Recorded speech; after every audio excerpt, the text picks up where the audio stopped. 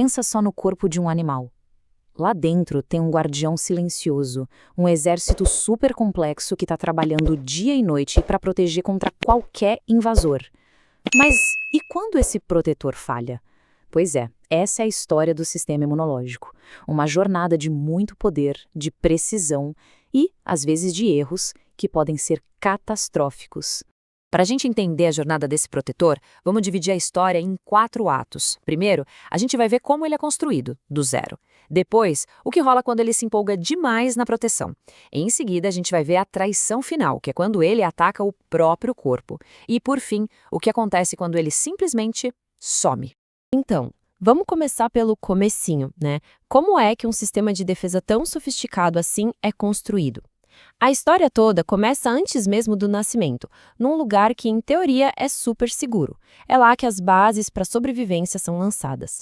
Olha que interessante, o sistema imunológico vai se construindo peça por peça, sabe? Durante a gestação. Se a gente pegar o bezerro como exemplo, lá pelo dia 40 já aparece o campo de treinamento das células de defesa. Logo depois, os primeiros soldados já estão na área. Só que aí vem a grande ironia. Quando está chegando a hora de nascer, o estresse do parto libera um monte de hormônios que basicamente desligam todo esse sistema. O recém-nascido fica completamente vulnerável.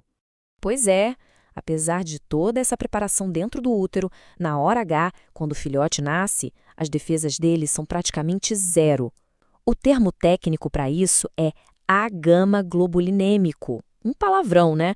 Mas que significa uma coisa bem simples. Ele nasce sem anticorpos. Mas por que isso acontece? A resposta está na placenta. Se a gente olhar essa tabela, fica claro. Em humanos, os anticorpos da mãe passam numa boa para o feto. Mas em animais como cavalos, porcos e ruminantes, a placenta é uma verdadeira barreira. Nada passa. Zero imunidade transferida. Eles nascem com o sistema de defesa totalmente offline. E é exatamente aí que entra o colostro. Para muitos desses animais, principalmente os que têm essa barreira na placenta, o primeiro leite da mãe não é só comida, não. É a primeira e mais importante transferência de imunidade. É como se fosse um pacote de cuidados inicial, que vem com todos os anticorpos que o filhote vai precisar para sobreviver nos primeiros dias. E olha, é uma corrida contra o relógio de verdade. O intestino do filhote tem uma janela de oportunidade bem curta, de umas 18 a 24 horas, para conseguir absorver esses anticorpos. Passou disso, a porta se fecha. Se ele não conseguir o colostro nesse tempo, pode ser uma sentença de morte. Ok, agora vamos pular no tempo.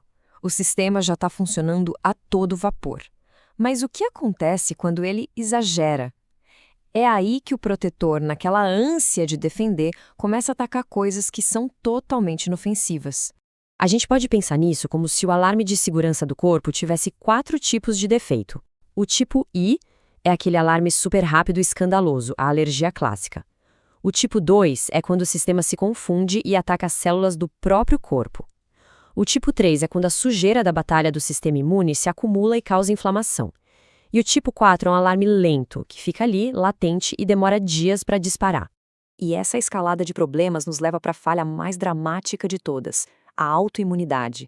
É quando o exército se volta contra o próprio país, quando o protetor se torna o agressor.